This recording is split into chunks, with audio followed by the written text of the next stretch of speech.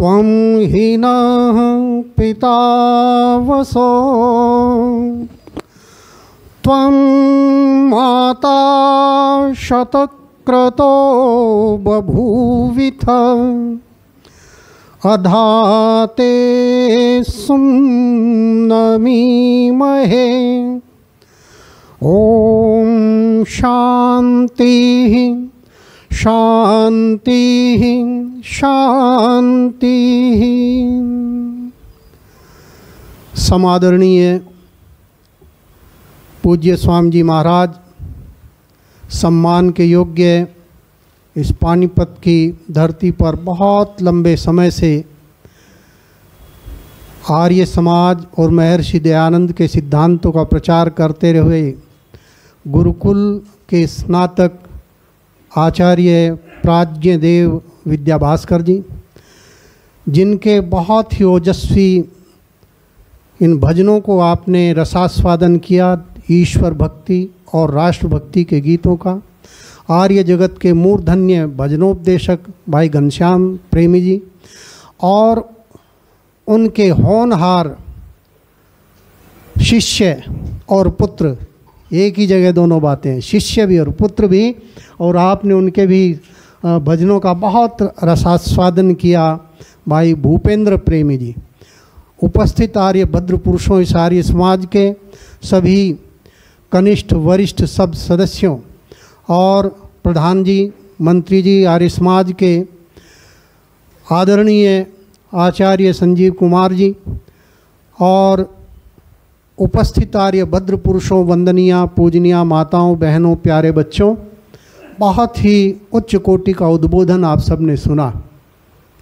और एक बात जो इस भजन में, जो कि देशभक्ति का भजन आदरणीय प्रेमी जी ने प्रस्तुत किया, उसकी जो एक अंतिम जो पंक्ति है, ये देश मेरा आबाद रहे। एक शुभ कामना इस देश के लिए, आज़ाद रहे, आबाद रहे। उसके लिए केवल भगत सिंह या महात्मा गांधी, जवाहरलाल नेहरू या सुभाष चंद्र बोस की जिम्मेदारी नहीं, बल्कि जिम्मेदारी हम सब की है। वे बहुत ही मुश्किल दौर से 700 साल की गुलामी की जंजीरों में बंधे इस देश को आज़ाद करके और इस आज़ाद देश को हमारे हाथों में सौंप करके गए हैं। इस देश की सुरक्षा की जिम्मेदारी हम सब की है। इस जिम्मेदारी को हमने लेना है। किसने क्या किया, ये प्रत्येक व्यक्ति का अपना अपना व्यक्तित्व रहा, अपना अपना तौर तरीका रहा। बहुत सारी गलतियां भी इतिहास में हुई हैं और जिनके नाम का हम दिन रात गुणगान करते हैं, उन्होंने भी देश को बहुत बड़ी चोट दी है। आज़ादी कोई ऐसे ही नहीं मिल गई।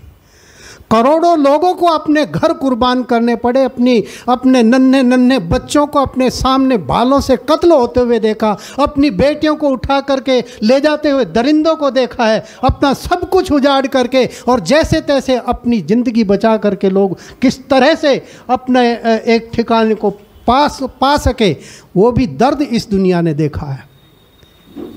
किसी सुभाष का इसमें दोष नहीं था, किसी भगत सिंह का इसमें दोष नहीं था, किसी चंद्रशेखर आज़ाद का दोष नहीं था, किसी करतार सिंह सराभा का दोष नहीं था। और उनमें जो इस राष्ट्र की आज़ादी के लिए बंदूकें लेकर के और सीने पर गोली खा करके आज़ाद हिंद फौज के 25,000 जवान शहीद हो गए, इतिहास में नाम है कहीं? कहीं नाम है क्या? क्यों नहीं है? क्योंकि अंग्रेज सत्ता अपने पिट्ठुओं को देकर के चला गया। आज़ादी के बाद इतिहास है सन 1945 में नेताजी सुभाष चंद्र बोस का देहांत नहीं हुआ था। वो जिंदा थे और जिंदा रह करके वेश बदल करके वे 96-97 साल की उम्र तक का कम से कम इतिहास पता है कि वे जिंदा थे। लेकिन इस पिट्ठू सरकार ने लगातार उस रहस्य को दबा करके रखा, क्योंकि इन्होंने संधि की थी कि जिसने भी अंग्रेज के खिलाफ काम किया है उसको जंजीरों में बांध करके इंग्लैंड में, लंदन में छोड़ करके आएंगे। इतिहास है। पन्नों को दूसरे भी पलट करके देखिएगा, ऐसी बात नहीं है कि सारे के सारे कहीं एक उसमें। अब देखें, इस देश में, देश को आज़ादी मिली 1947 में, 15 अगस्त 1947, 47, हाँ जी। लेकिन इस देश के ऊपर कांग्रेस की पूर्ण बहुमत की सरकार सन 1937 में आ गई थी। इतिहास वो तो देखें, हमें 47 से बताया जा रहा है। 37 से कौन राज कर रहा था?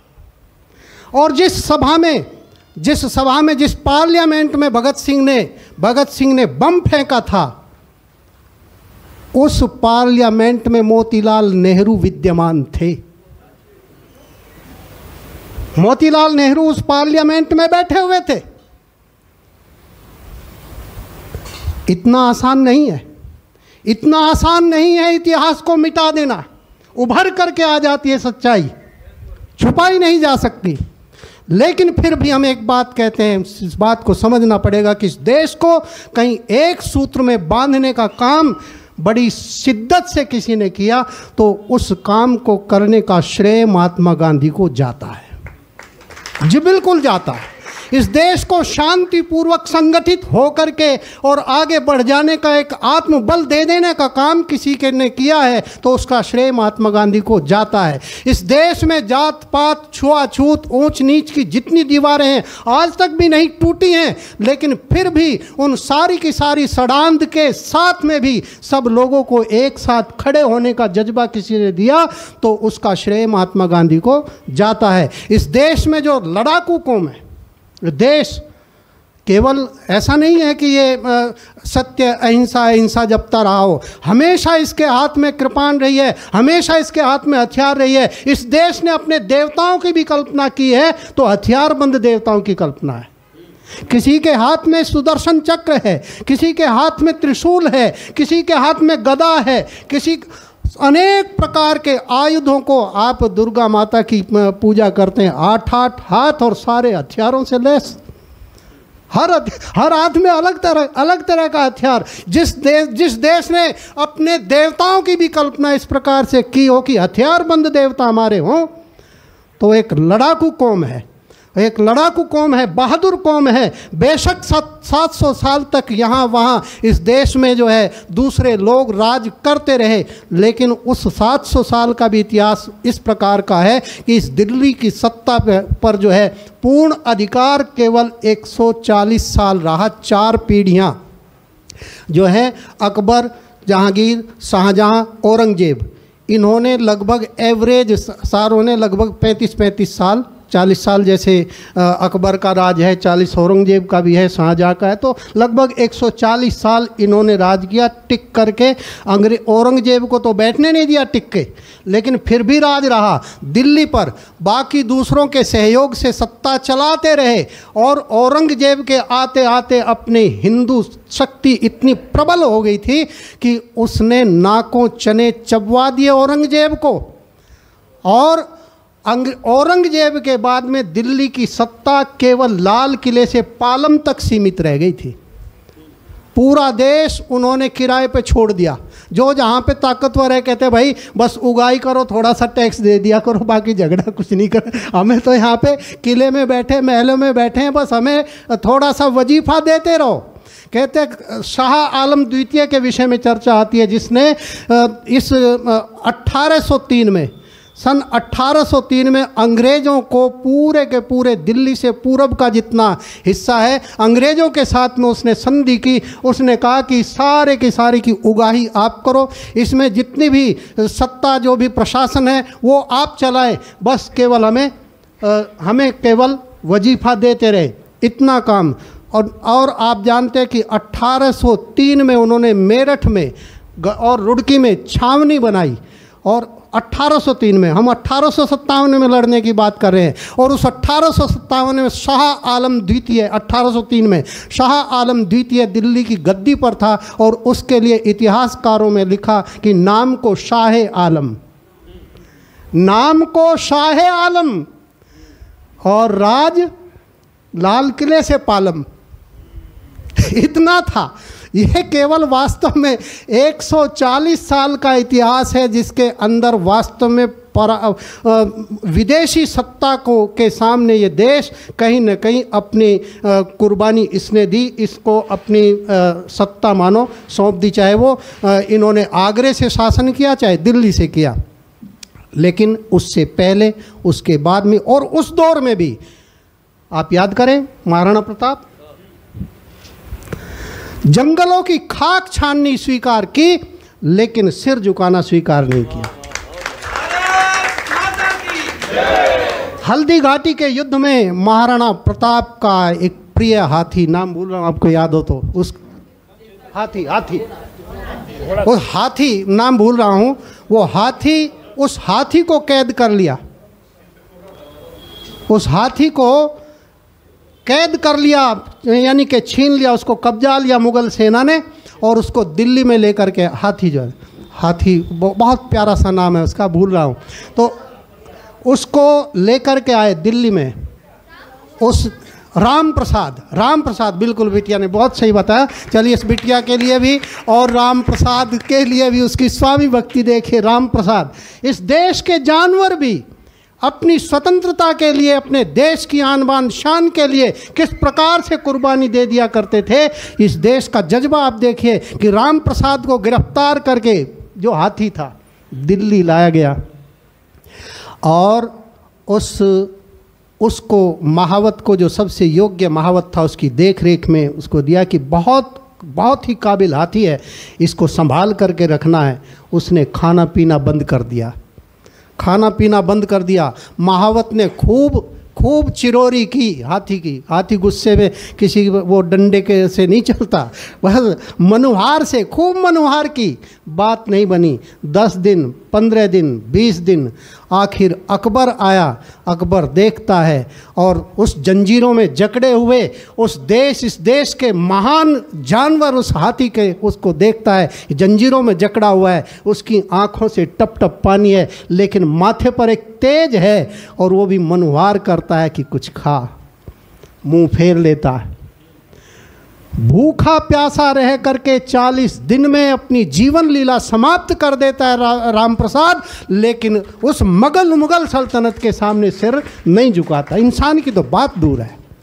इस प्रकार की महान कौम, और हम समझ लें कि बस चरखा चला कर आज़ादी मिल गई, नहीं भाई।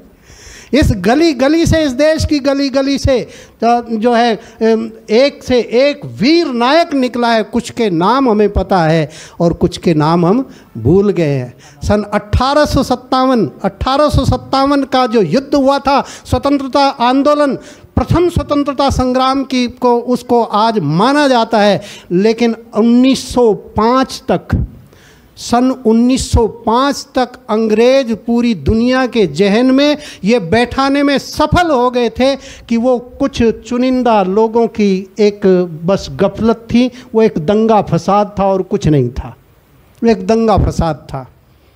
1905 में वीर विनायक दामोदर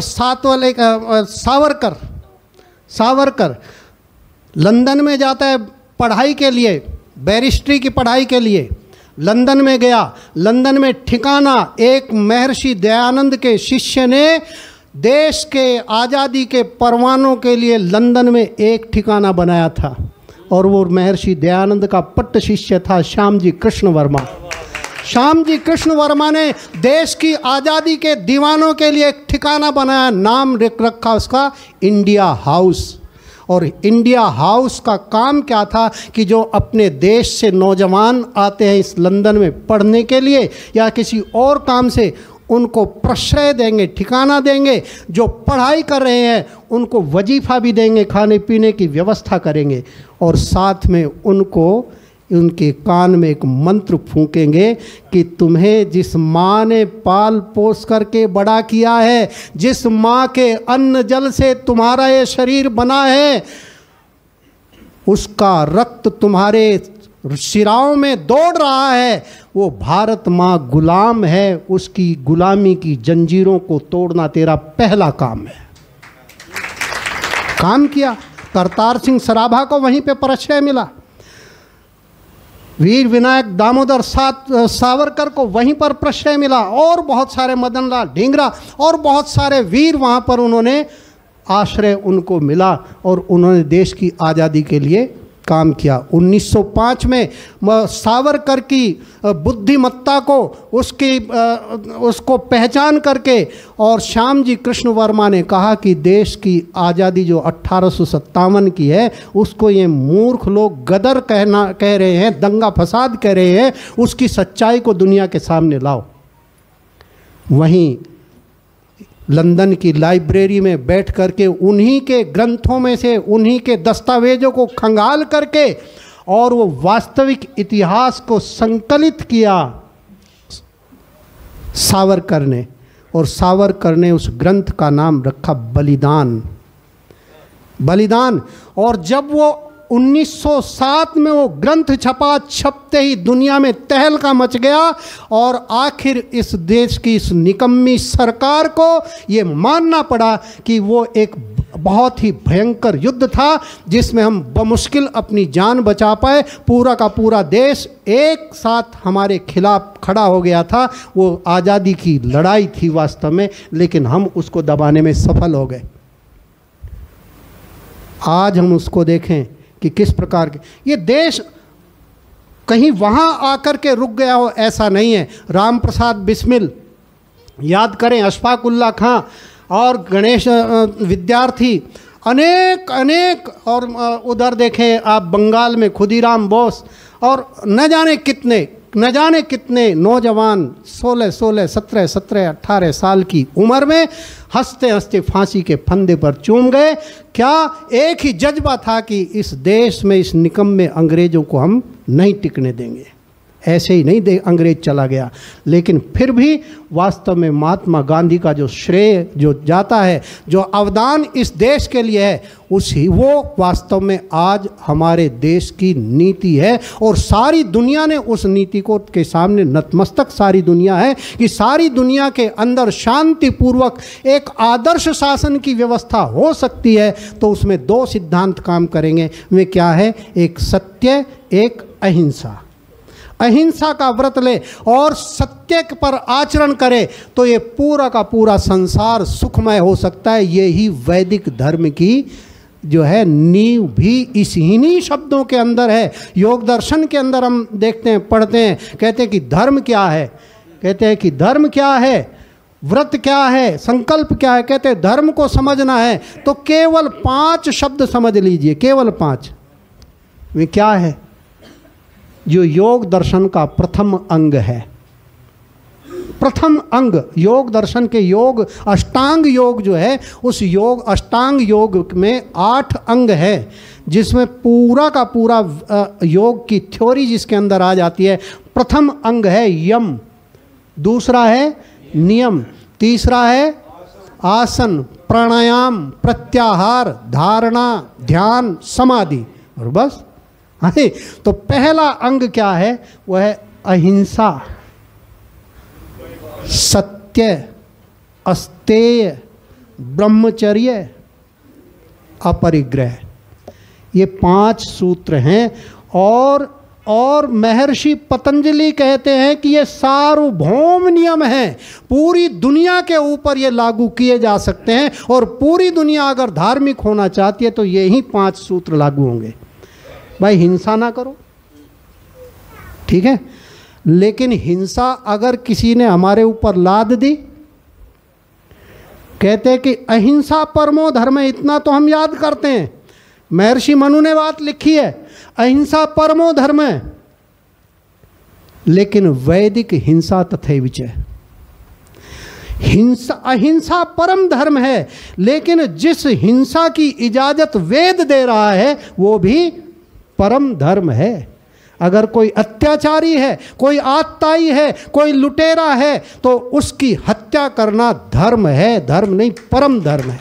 अंग्रेज आतताई थे, लुटेरे थे, हत्यारे थे, इस देश के ऊपर कब्जा किया और इस देश की संपत्ति को लूट करके जहाज़ों में भर भर के उन्होंने लंदन सप्लाई कर दिया। पता लगा, इतिहासकारों ने खोज की कि संसार के सबसे बड़ा लुटेरा कोई कौम है तो अंग्रेज है। सारी दुनिया को लूट लूट करके, और उन्होंने जो है लंदन की गलियों को चमका लिया, लंदन में महल बना लिए, पूरे अफ्रीका के जंगल काट काट करके अपने महल बना लिए। लुटेरे, हम उसको योद्धा कहते हैं। समस्या है हम इतिहास की, हमारी जानकारी इतनी सीमित है। अब आप देखें कि महमूद गजनवी, मोहम्मद गोरी, दो पहले लुटेरे हैं। महमूद गजनवी के विषय में जो है 7वीं क्लास के सामाजिक की पुस्तक में वर्णन आता है। आमतौर पर 6ठी 7वीं में महमूद गजनवी के बारे में चर्चा आती है, किसी भी प्रांत की हो तो, या CBSE बोर्ड की हो, कहीं भी, तो 6ठी 7वीं में महमूद गजनवी के बारे में मिलती है जानकारी। महमूद गजनवी के बारे में क्या कहा जाता है? इतिहास का सबसे बड़ा विजेता। और उस विजेता ने क्या क्या जीता? सोमनाथ का मंदिर। देखो विजेता, किसको विजेता कह रहे हैं? कम्युनिस्ट इतिहासकार, जिसने मंदिर को लूट लिया। जो लुटेरा है, जो चोर है, उसको इतिहास का सबसे बड़ा लुटेरा कहते हैं। कांगड़ा के मंदिर को लूट लिया। 7 बार उसने चढ़ाई की, केवल एक लक्ष्य था कि मंदिर लूटना है, क्योंकि मंदिर में माल दबा हुआ है। पद्मनाभ का मंदिर आपने सुना, केरल में 4-5 साल पहले चर्चा आई थी। बेहिसाब संपदा उस मंदिर के तहखाने में दबी हुई है। केवल 3 जो है तहखाने खोले गए हैं, उसी में रुपए, सोने, चांदी, रत्नों के अंबार लग गए। बाकी कहते बस बंद कर दो, बंद कर दो, पता नहीं कितना माल है, हिसाब नहीं है। उस लुटेरे को पता लग गया था। जिस प्रकार से हम महाल का छत्ता लूट लेते हैं ना, तो हम महान हैं या वे मधुमक्खियाँ महान हैं जिन्होंने शहद को इकट्ठा किया शांतिपूर्वक। ये देश जो है लगातार अपने समाज में शांति स्थापित करके, समाज के प्रत्येक हाथ को काम दे करके, और प्रत्येक व्यक्ति की शक्ति और क्षमता का सही उपयोग करके इस देश ने संसार भर की संपदा को यहाँ पर एकत्रित किया, इकट्ठा किया, पैदा किया, और संसार भर का पेट भरा। दुनिया खेती नहीं जानती थी, वे अन्न के लिए हम पर निर्भर थे। वे तो मारो काटो खाओ वाले थे, धनुष बाण ले गए और जंगल में निकल गए। कोई हिरण मर गया बेचारा, काट के खा लिया, सो छुट्टी। यह कुत्तों जैसी जिंदगी थी उन लोगों की। इस देश को सभ्यता का, संस्कृति का कोई पाठ पढ़ाने वाली कोई संस्कृति है तो वो हमारी विरासत है, ये भारत भूमि है, हमारे ऋषि मुनि हैं। और उस इतिहास को, उस महानतम इतिहास के पन्ने को फिर से खोल करके सामने रख देने वाली किसी महान हस्ती का नाम सामने आता है तो महर्षि दयानंद। तो इन्हीं शब्दों के साथ मैं वाणी को विराम देता हूँ। आप सबका बहुत बहुत धन्यवाद। ओम शांति।